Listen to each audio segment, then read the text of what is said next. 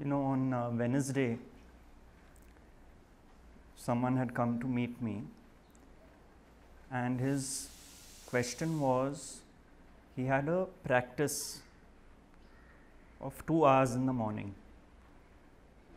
of Kriya and meditation, which gave him tremendous peace. But he said, once that is over, in my daily living, I'm a mess. So he said, for me, it is like those 2 hours are net practice. But when I go out into the field, I get clean bowled. Work troubles me, relationships trouble me. So his teacher suggested that you extend the practice from 2 hours to 3 hours. And it didn't work.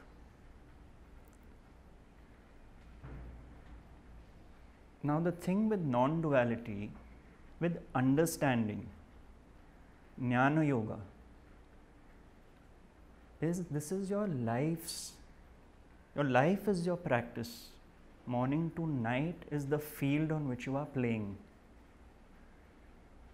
And this understanding shows you the way to live in equanimity, peace and harmony through relationships. So there are a lot of teachers, especially from the yogic tradition, who are very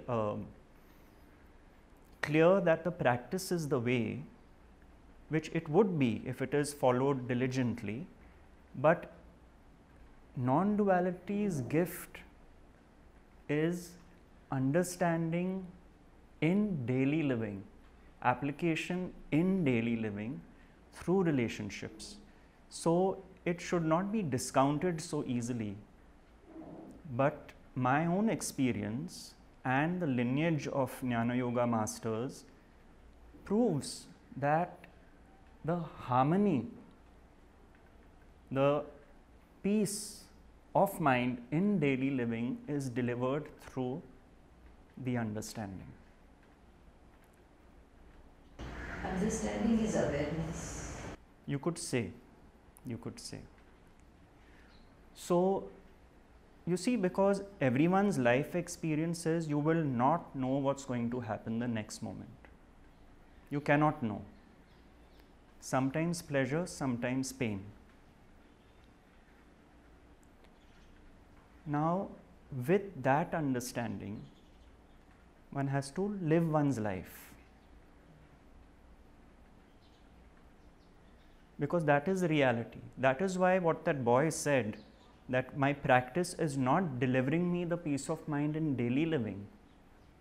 Because like most of us, he is buffeted between pain and pleasure, which does not give peace of mind. So true understanding will automatically lead to the thinking mind being quieter.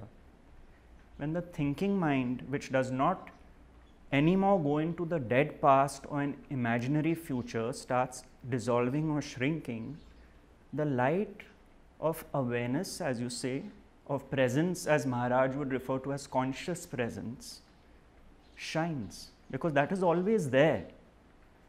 But there's this veil of the thinking mind of the ego which is covering it. So it really needn't be found, the awareness needn't be found because it is there. What has to happen is the thinking mind has to get disengaged, and it gets disengaged through the understanding that nobody truly does anything, which is in the Bhagavad Gita. That is the gift which is given. Because when the thinking mind is disengaged, what is disengaged? Blame, condemnation, guilt, shame, hatred, malice, jealousy, envy, pride, arrogance, Can you imagine if all that is taken away? What is left?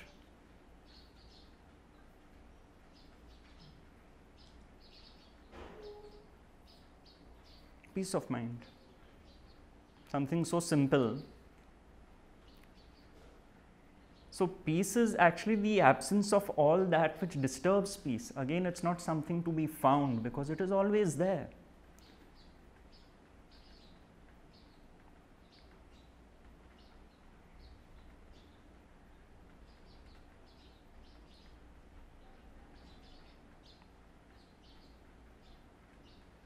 But what has happened is, because of the sense of doership, the human being has become the human doing.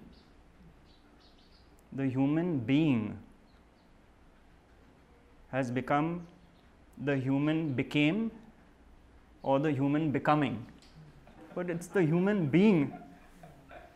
The being became the doing and the became and the becoming.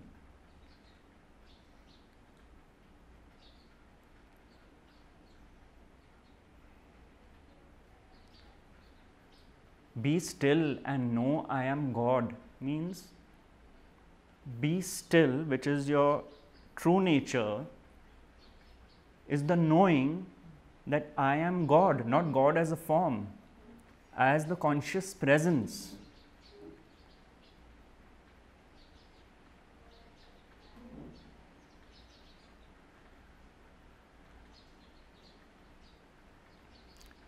I was looking at the power of now after many years, because we were on the subject of Rinanubandhan, which I keep bringing up, and I'll read out 3 lines which explain this, and we'll look at it in the light of doership.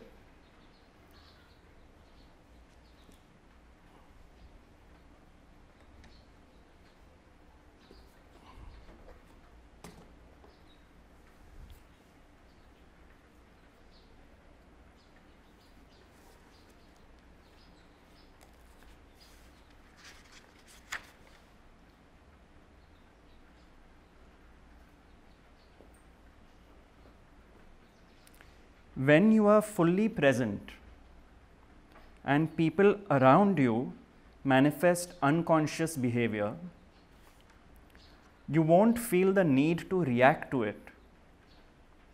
So you don't give it any reality. Your peace is so vast and deep that anything that is not peace disappears into it as if it never existed. This breaks the karmic cycle of action and reaction.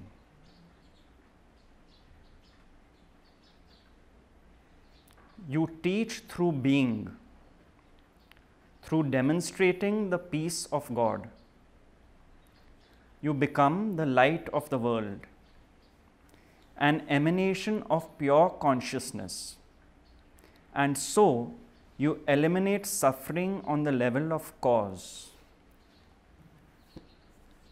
See, because the relationships which bring us conflict are our greatest teachers, because it's an invitation to look at why conflict is there. And with the understanding that nobody truly does anything, we are all instruments of the divine. The way God has made us, the way God has made us in terms of genes, conditioning and nature. You are no longer an individual with a sense of doership arguing with another individual with a sense of doership. So what could have been an earlier situation of action-reaction, the Rinanubandhan takes place because it is perpetuated by me blaming or condemning or trying to prove to someone that my way is the right way and the way I see things is the right way. So it's like the tennis match going on between 2 individuals with a sense of doership. Now, if any one of the 2 have the understanding that the other person's point of view is as valid as mine. Why? Because his point of view is through the filters of his genes and conditioning and nature, and mine is through mine. There's no question of mine being right and the other being wrong. There's a total acceptance. There may not be an agreement, but there's a total acceptance that this instrument's point of view is as valid as mine. The argument stops because it takes two hands to clap.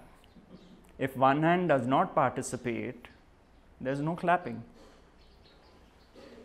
So, the Rinanu Bandhan gets mitigated.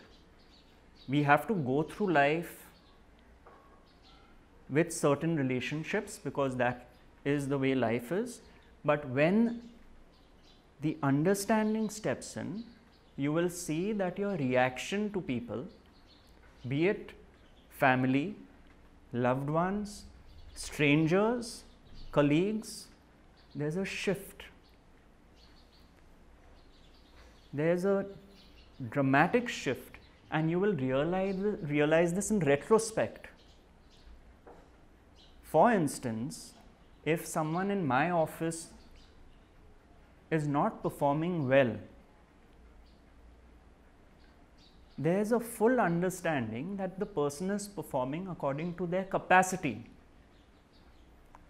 There is no finger pointing and what are you doing, pull up your socks, are you stupid, you need to perform more, this is ridiculous.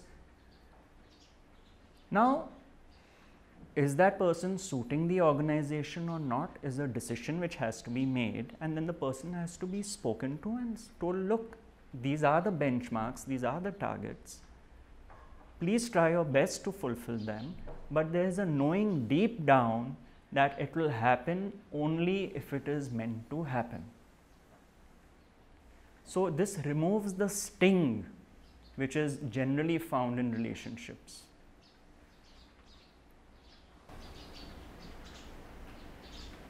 But every given situation you try to understand that, the understanding increases. Yes, you see, this, like it is said, like my guru would say, never discount even an intellectual understanding, because it starts sinking slowly. And you go through a process called the flip-flop. Sometimes, you know, you'll go back to your old ways, then you'll come back to the new understanding. It could be a process. Sometimes the transformation is immediate. But it is like a slow poison for the thinking mind. This teaching creeps up on you.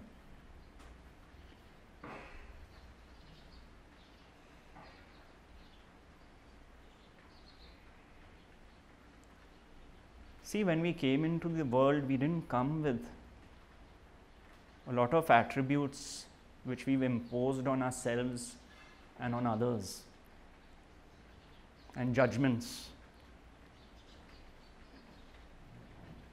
We didn't come with that. Why do you want to go with all this?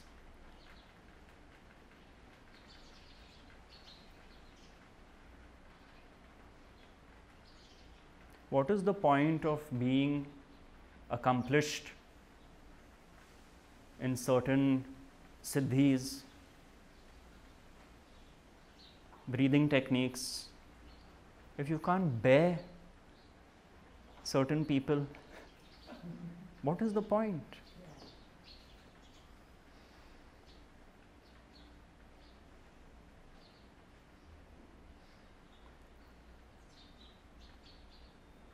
There is this expectation that a flip-flopping should go away. Of course, certainly. But there is the full knowing that that will happen when it's meant to happen.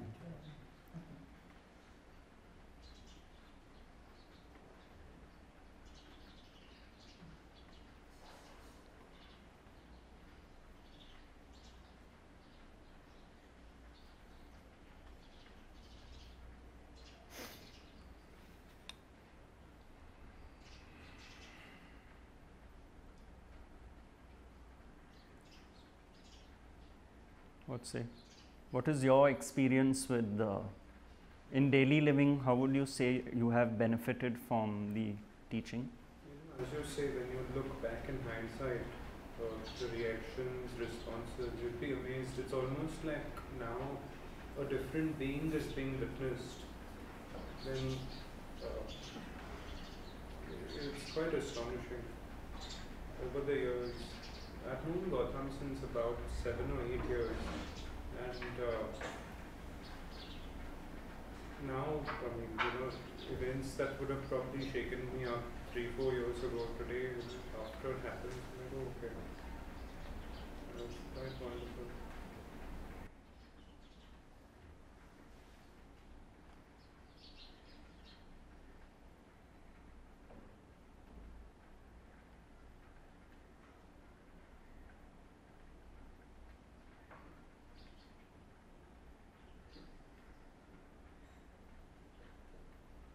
The other day I told Gautam something which was borderline funny. I said, if I've listened to you, I've not always been happy. But if I've not listened to you, I've always suffered.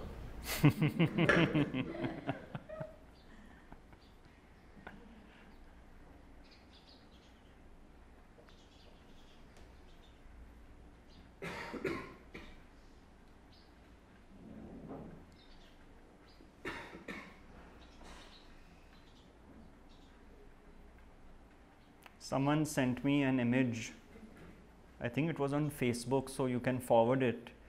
So the image is of two cats which are really lounging in a very lazy manner. One is on its back like this and the other is sleeping. And the line below says, I have named my two cats Thoughts and Prayers because both are pretty useless.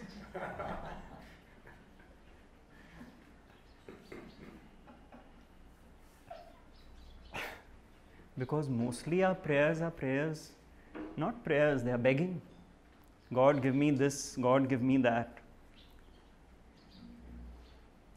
The true prayer, as my teacher said, is a prayer of gratitude. But we feel that we know what's best for us, so we start praying for those things.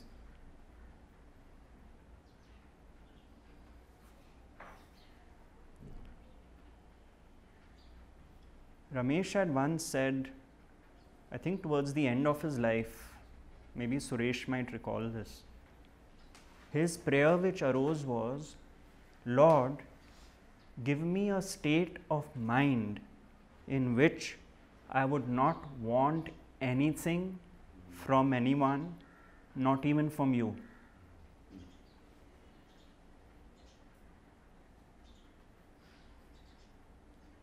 Which means a total unconditional acceptance of what is.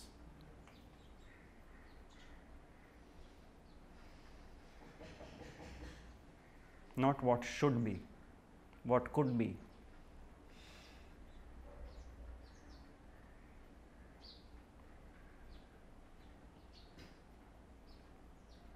And as I read recently, someone else was mentioning, the same force which took care of you in the mother's womb, which nourished you, fed you, protected you,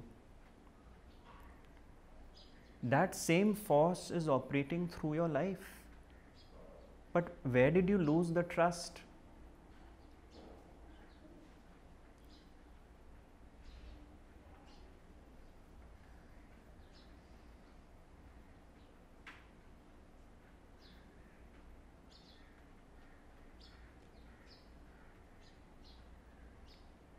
So this points to being connected to that source, and it points to how we get disconnected from the source.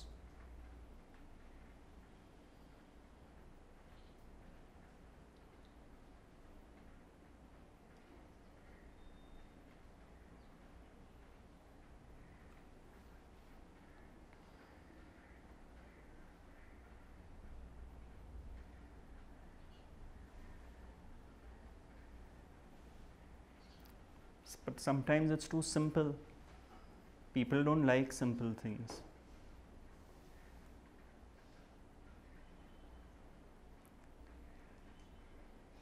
The mind cannot handle simplicity. Remember something? Can I share? Sure.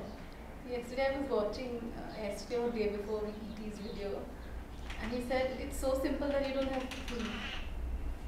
And that, that you don't have, there's no thinking involved. It's something that is beautiful, I think. Violent words. We don't need to think.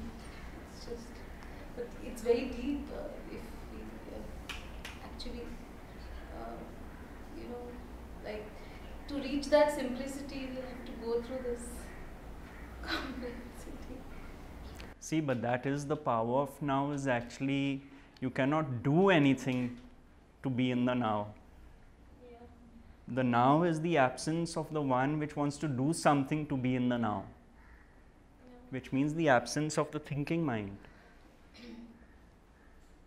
The absence of the thinking mind is being in the now.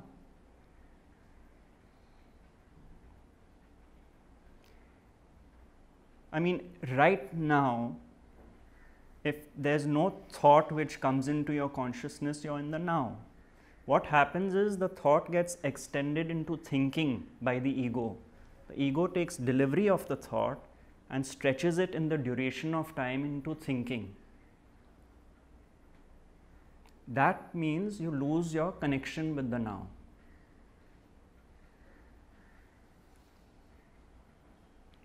So nothing need be done.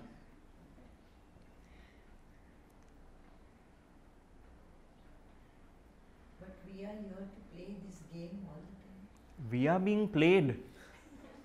We are not here to play, we are being played. But I keep insisting on coming back to this concept of consciousness is all there is, because you see, it is echoed in Shirdi Said Baba.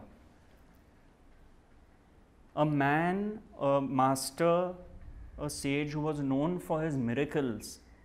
Unfortunately, his core teaching was Advaita, which people did not really grasp because he was reaching the simpler mindsets who needed the miracles in their lives. And we worked on a book of Nisargadatta Maharaj called Meditations with Nisargadatta Maharaj, where he said Shirdi Said Baba was the absolute. Not that Sai Baba needs that validation, but my point is his teachings on this subject. Once again, we were flipping through this because we were doing a book on Sai Baba, and I found 3 lines here. So, next time the thinking mind puts up an argument with this subject, maybe we can see what Sai Baba has to say about this.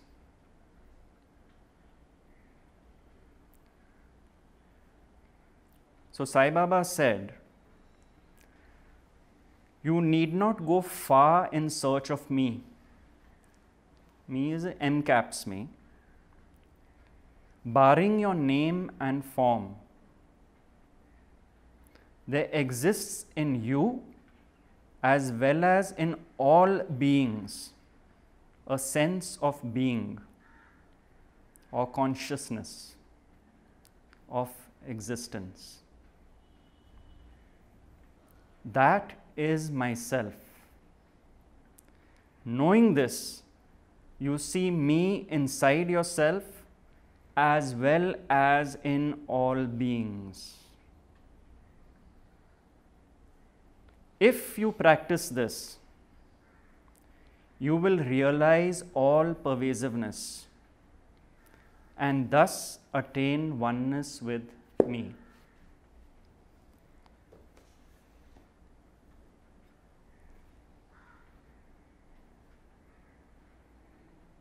If you have the full understanding that the same consciousness is speaking through me and listening through you,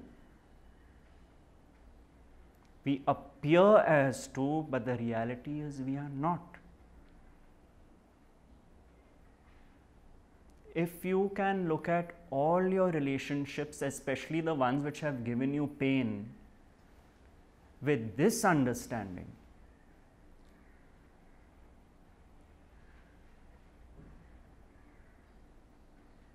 That is what Sai Baba is referring to. Is there any point in living a life where your peace of mind is restricted to a practice, but your daily living is a mess? Your relationships are in a mess? Is there any point in selectively loving certain people and hating others?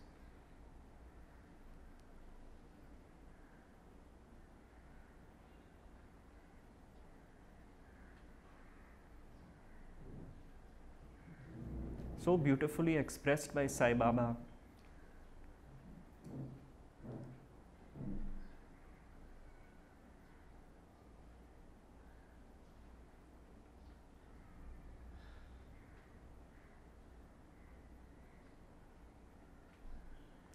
Ramakrishna used to refer to the story of Prahlada, who was tortured by none other than his father. And so the Lord was so impressed by Prahlada's austerities and penance. He stood in front of him. He said, "My child, I am just amazed by your dedication to me. I am going to grant you a boon." He said, "I don't want any boon." He said, "No, I insist. I insist that you ask for something." And you know what he asked? He said, "Lord, I have one request. May no harm come to those who have tortured me."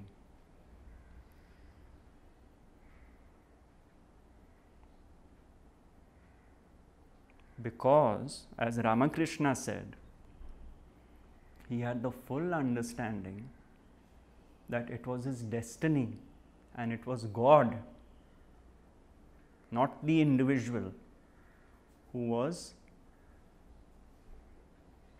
meting out the suffering.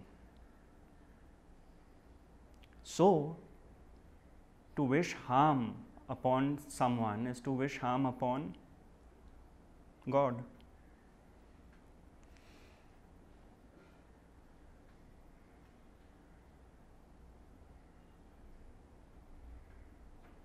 So, when people speak about this today, their objections, the mind sometimes, says, "No, this is ridiculous," etc., etc. But look at what the masters, Ramakrishna, Sai Baba, the Bhagavad Gita, it's echoing the same thought. So one has to look at one's daily living in this perspective.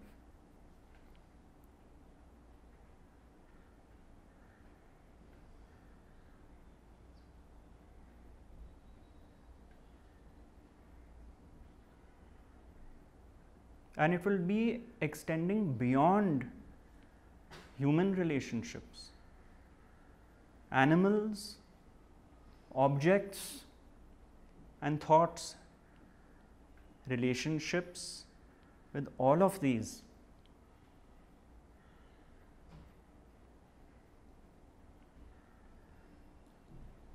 My cousins, they had a dog, I remember this, and her mother was not too fond of the dog. She was fond enough, but she was pretty clear that the dog had certain do's and don'ts. So one day she walked into the living room and the dog was sitting on the sofa where she used to sit.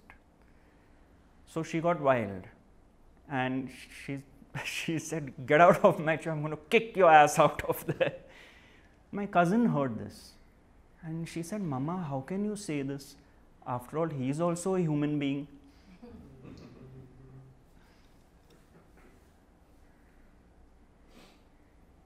That's compassion. As Eckhart would say, a felt oneness with being.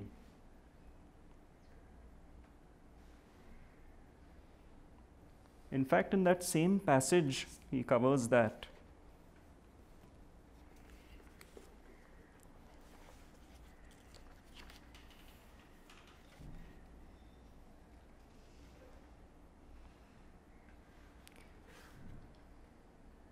You may remember that we talked about the dual nature of true compassion.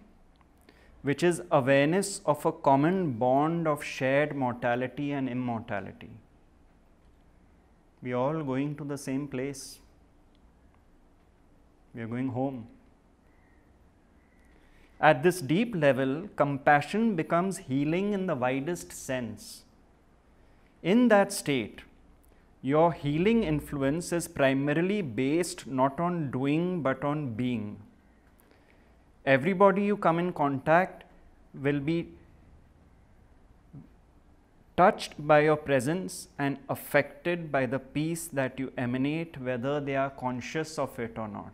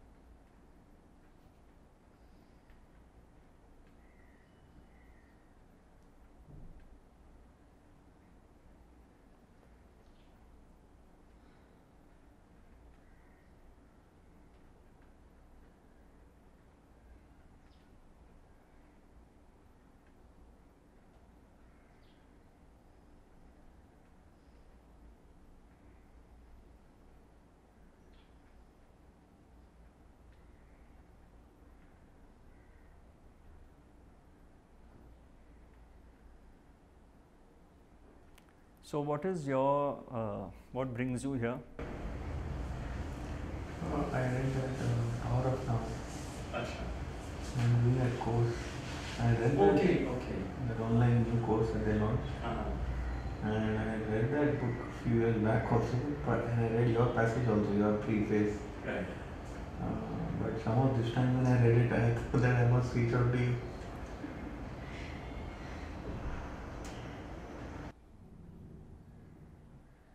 Are you enjoying that course? Very much.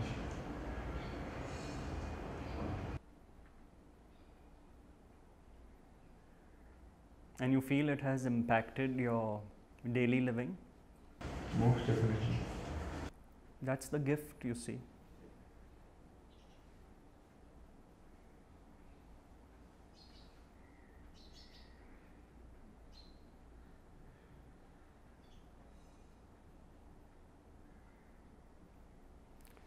When we had met, I think this was in, I don't remember, this year 2000. So Eckhart had written a nice quote here from the Maitreya Upanishad. He says to Gautam, even as fire without fuel finds peace in its resting place, when thoughts become silence, the soul finds peace in its own source. Even as fire without fuel finds peace in its resting place, when thoughts become silence, the soul finds peace in its own source.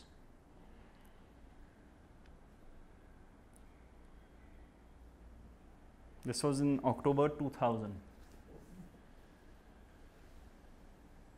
when he had the luxury of writing for individuals. He wasn't that known.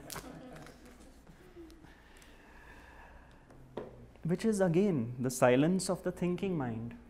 What are the silence?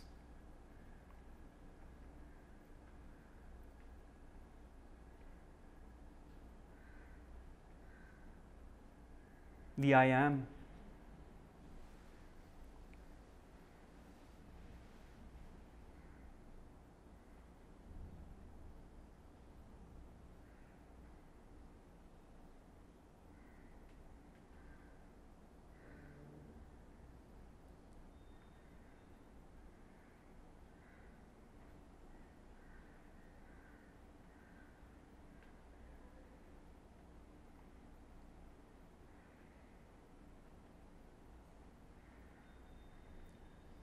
It's so beautiful, you know.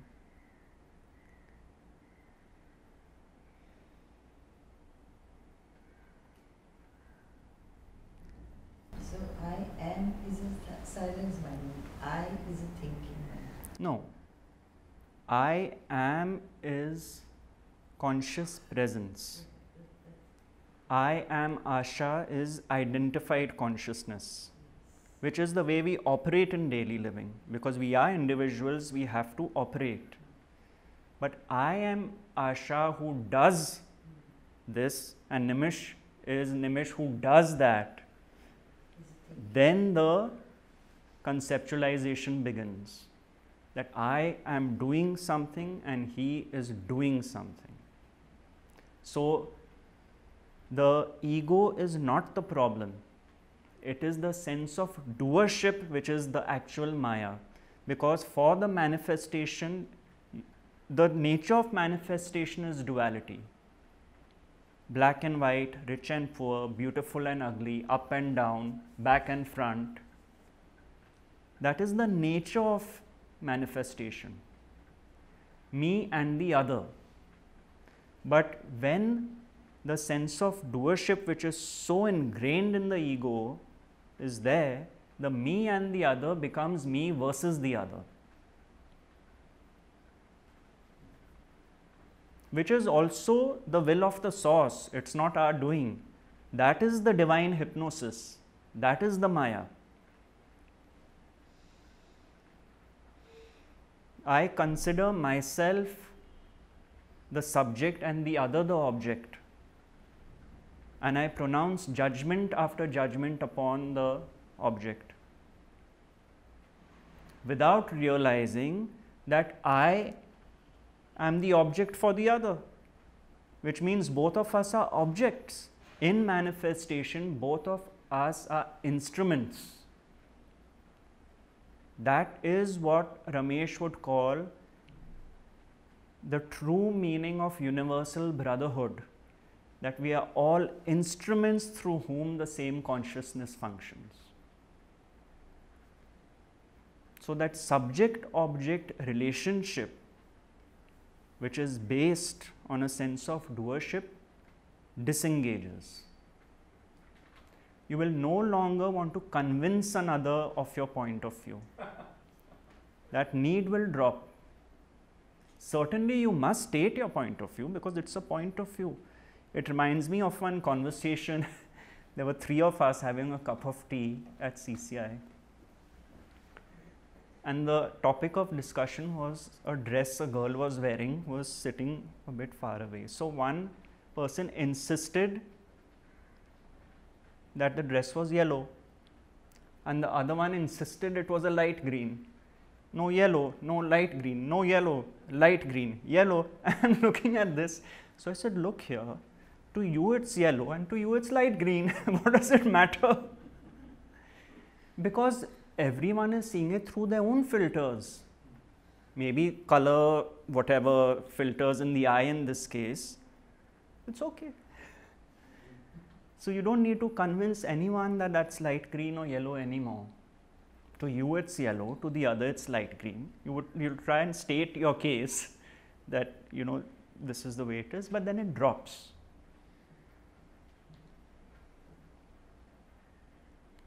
You will not also give others advice unless you are asked for. Why?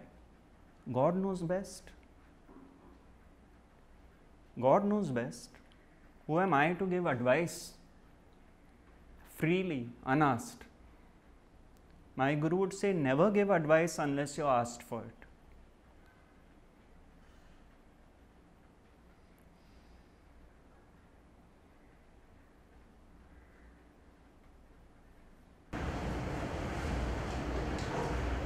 Is the earnestness that Nisargadatta Maharaj speaks, it's a recurring theme in this book. And enquiry into the I thought that Bhagavan also says, are they the same thing? Yes, absolutely. Absolutely. But for us,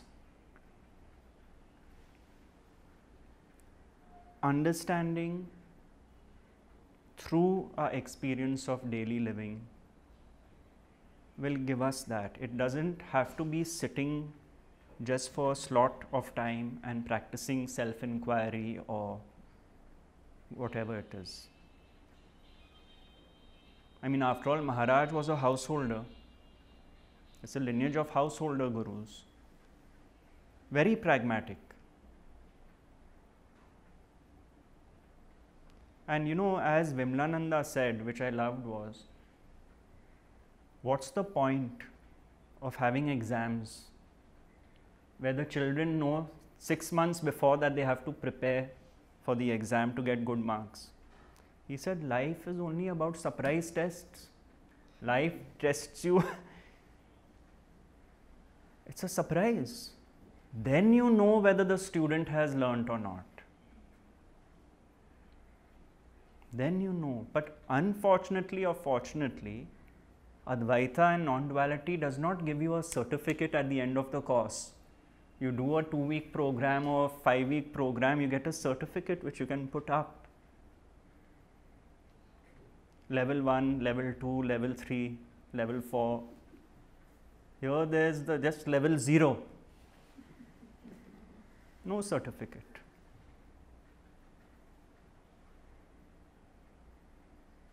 But would you trade your peace of mind for anything else?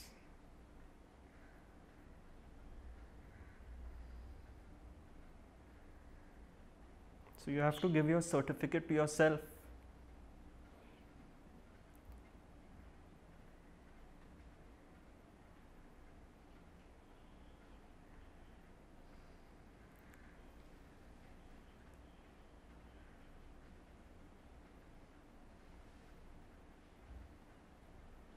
Your own validation is your own life's experience.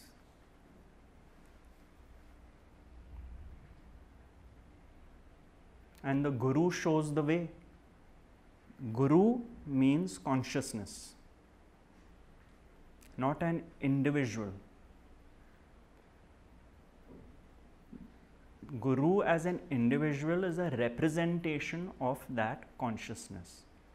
Guru actually means, the actual meaning of the word Guru is spiritual weight. It actually means heavy. And then there is the Gu and the Ru, which is the remover of darkness. Consciousness is the Guru.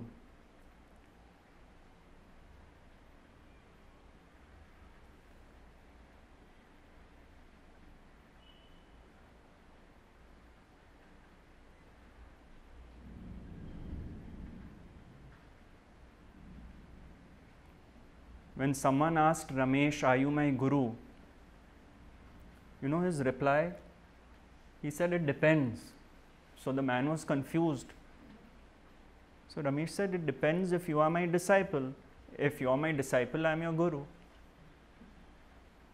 The Guru will not say he is a Guru, because for the Guru there is no sense of separation.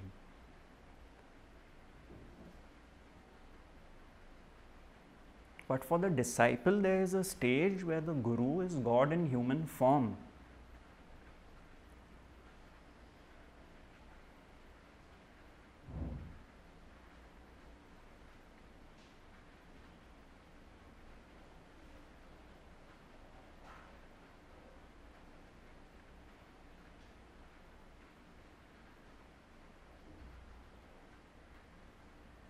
That is the meaning. Unfortunately, there's a lot of baggage now associated with the word Guru. Some people make fun of the word.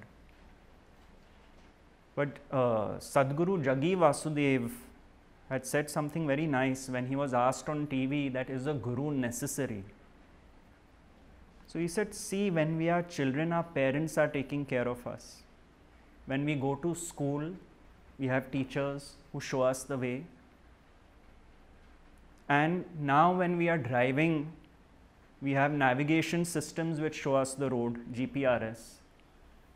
So he said Guru is GPRS, Guru positioning system or something he called it. Because this is the journey of life. This is the journey of life. Why does one have to feel that one doesn't need a guru? Even Ramana Maharshi has stated that yes, in his case it was very different. But when he was asked, is a guru necessary? He said yes. Maharaj has also said that. Till a point.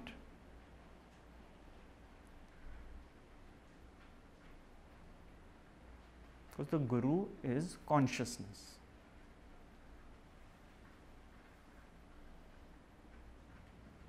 The guru is not a crutch.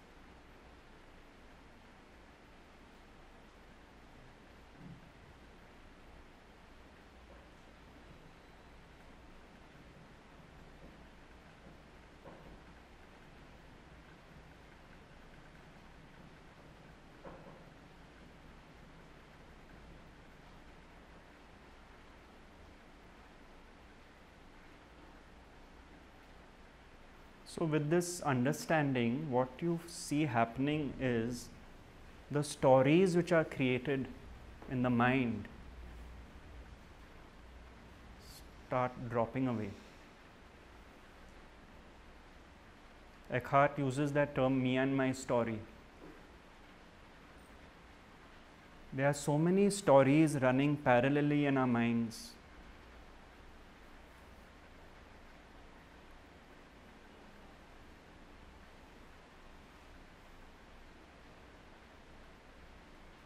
Look at all your relationships. Have a cup of coffee and just witness the stories created with each relationship to see the sense of doer-ship either of the other person or me in that relationship. And then these stories, which were wheels upon wheels upon wheels going on here, start slowing down.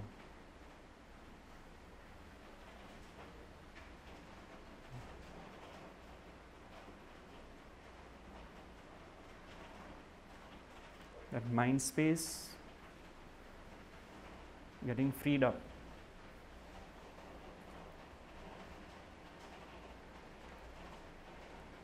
It's all right, is the natural response which arises. ठीक है, ये भी हो गया, it's okay, हो गया, okay.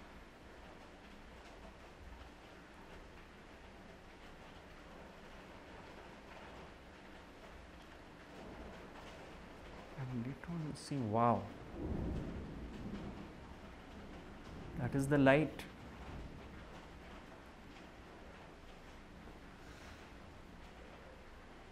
You're walking down the street one day and you say, wow, there was nothing going on in my head. Maybe some working mind related thoughts that I have to get to here by 4 o'clock, or I need to send the car for some servicing, which is fine. But that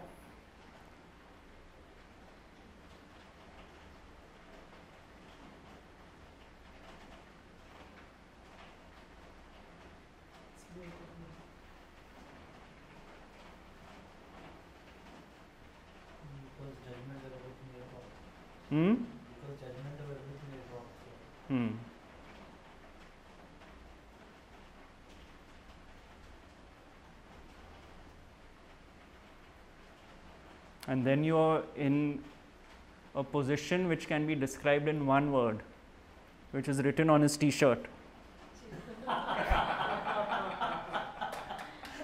Chill.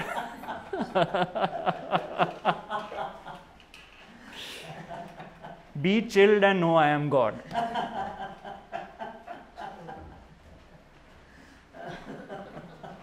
If anyone argues with you, just point. You don't even have to speak. That's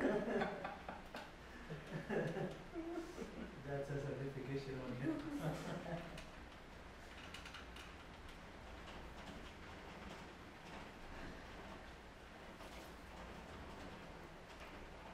I think it was Wayne Lickerman, I'm not sure, but when he had met Ramesh the first time, he had gone with a t-shirt or something which said, "Shit happens." And Ramesh said, that sums it up.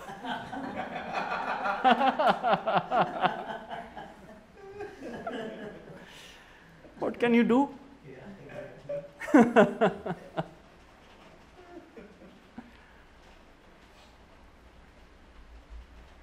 Nobody gave you guarantees that life is a bed of roses.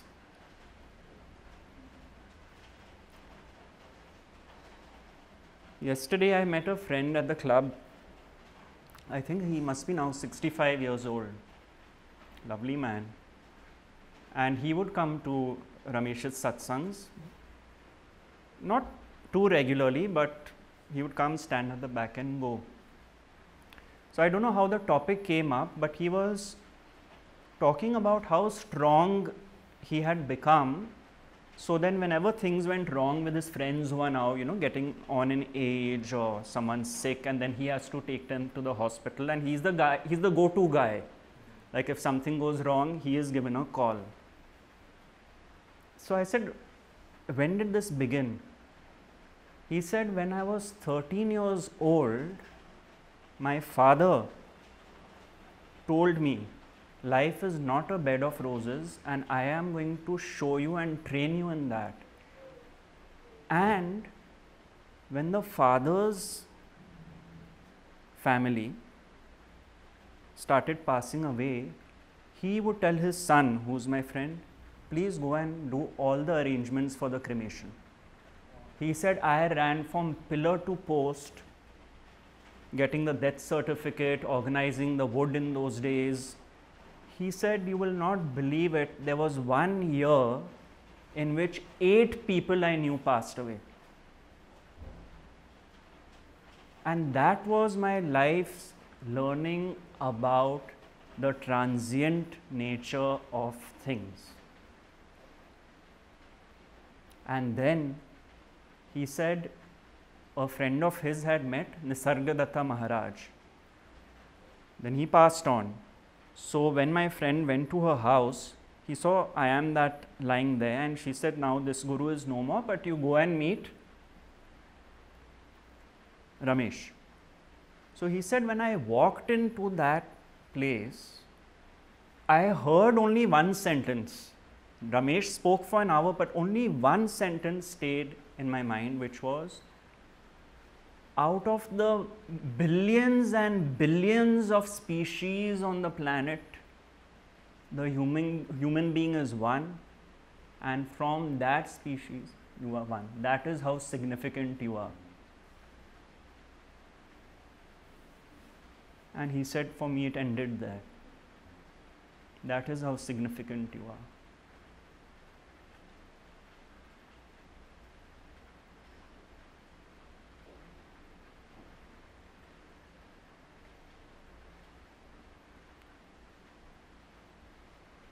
The total acceptance that pleasures are transient. Everything comes and goes. You yourself will come and go. The I am comes and goes. Your whole foundation is impermanent, is here for a limited span of time. But our stories are so real. We don't want to shift certain structures in our lives.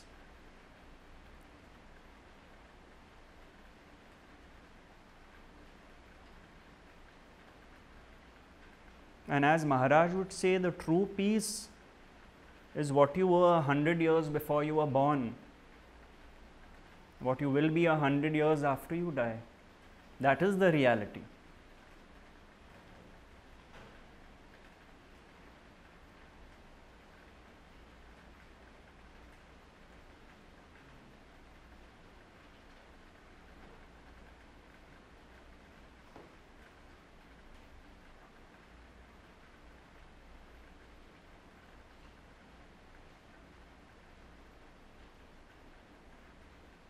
That is the reality.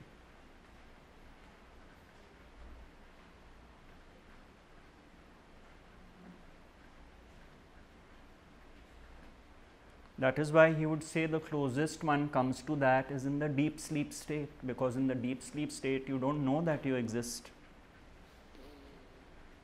And the most peace is the peace of deep sleep.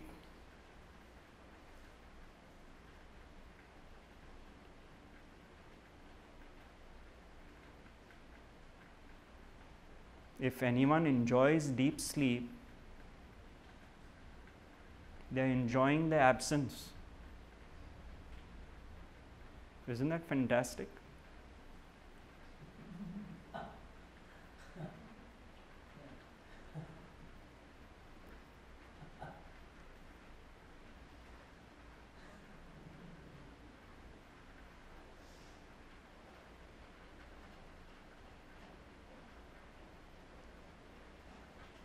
And as he grew older, he would say, when his time was coming to an end, once or twice I heard him say, what's the problem if I told you you're going to go into deep sleep now from which you will not wake up? Would you really be worried? So he said, I look upon death as that.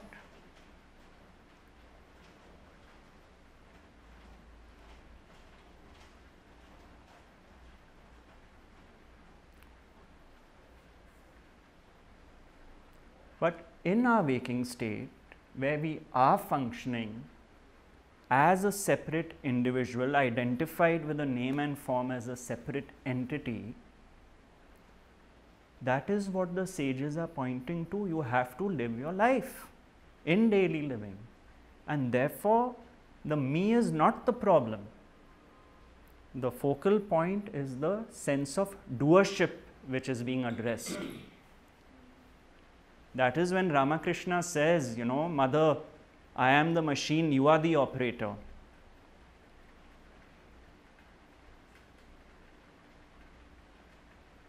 Or he says, give God the power of attorney. Ramakrishna says, give God the power of attorney.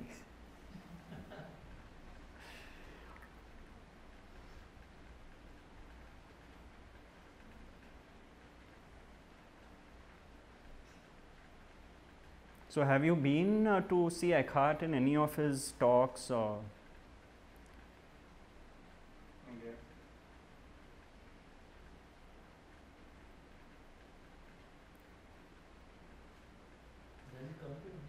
He had come in 2002.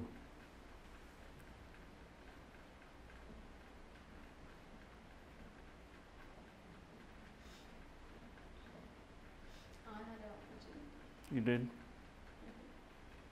You also did. Eckhart.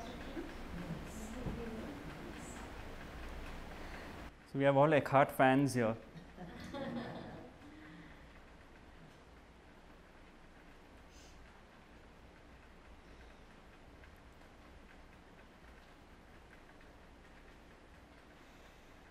We went to Tiruvannamalai. We went up to Ramana's caves.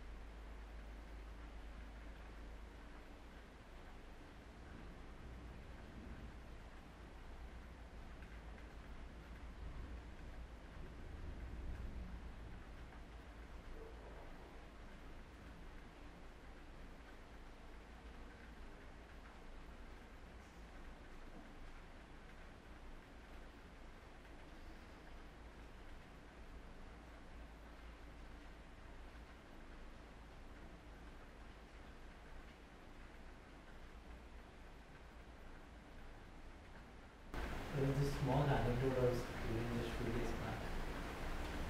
There in Tiruvannamalai, it was the night of Mahashivratri. And someone asked Bhagavan that, please explain the Lakshmimurti Stotra to us.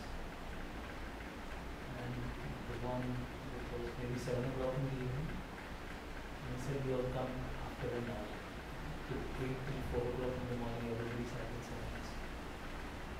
And then Bhagavan brought up till now that all of you have understood.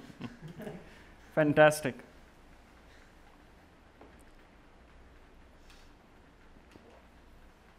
There was a very powerful yogi in Varanasi called Vishuddhananda.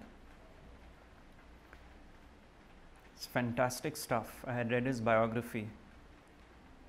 Now, he had mastered a science called the Surya vignyan, the science of the sun. So he had this power where he had this total clarity that anything in manifestation, any object in manifestation is made up of a combination of 360 rays of the sun. Now, he had mastered this art of creation because the sun is the source of creation. So, what he would do in his gatherings,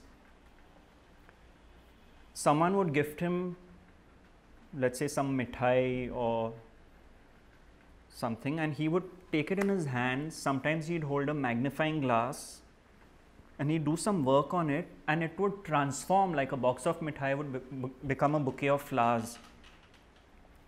Somebody got him some flowers and he held them in his hand and he shook them like that, and a bird came. Paul Brunton, who wrote A Search in Secret India, who made Ramana Maharshi popular, went to Vishuddhananda. There's a record of that, and he produced a bird for him. It is there in Vishuddhananda's biography that Paul Brunton has come and this is what is happening. So Vishuddhananda said that everything in manifestation comes from the sun, from different permutations and combinations of these 360 rays. Colors, for example, the primary colors come from the white light. Everything is color, right? And then it moves into a process.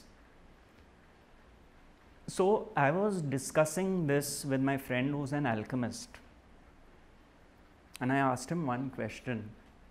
I said, if everything comes from the sun, we are here because of the sun. That's pretty clear, because the food you eat cannot grow without the sunlight.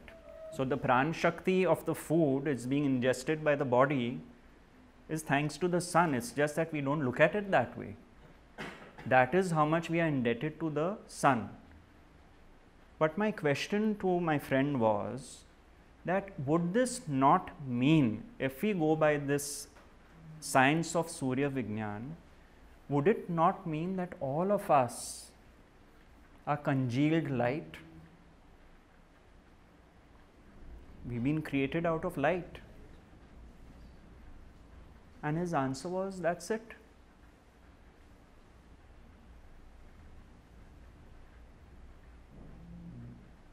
So when you hate someone, you're hating light. You're hating congealed light. You're judging congealed light. You're blaming congealed light. You're condemning congealed light. You're jealous of congealed light.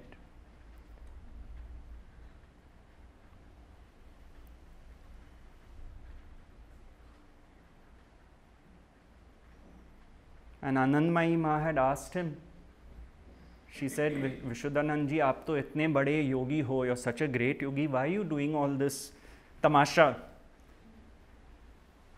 I mean, he'd do crazy things, like if the door was open, his hand would extend like 12 feet and close the door and come back. So she asked him this. He said, Ma, but what to do? They only come for these things. What I actually want to give them, they don't come for. Which Sai Baba had the same complaint.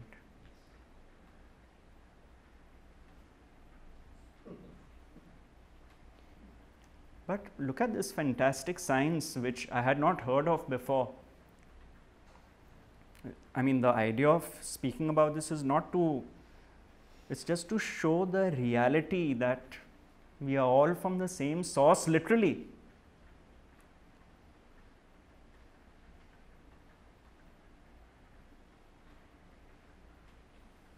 नफरत किससे होगा अभी?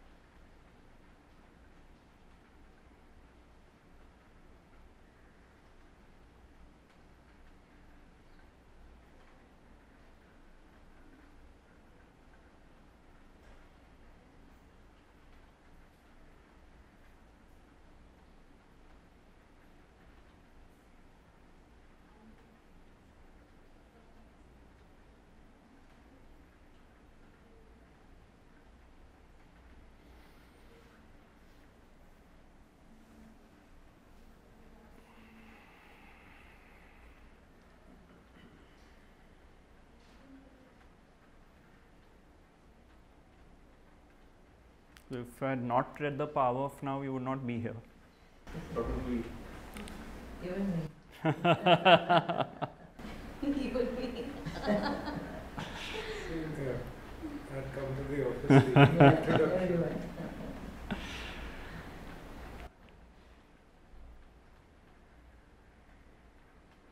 The universe works in mysterious ways.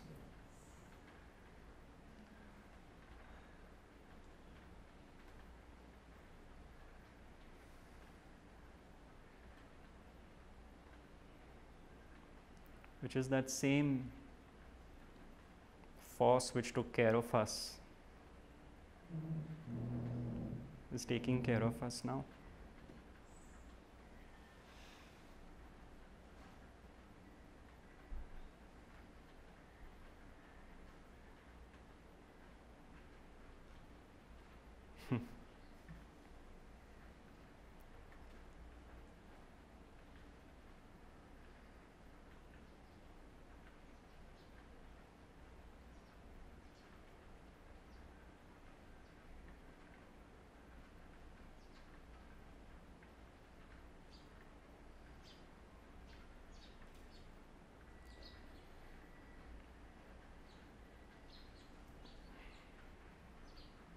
ठीक है.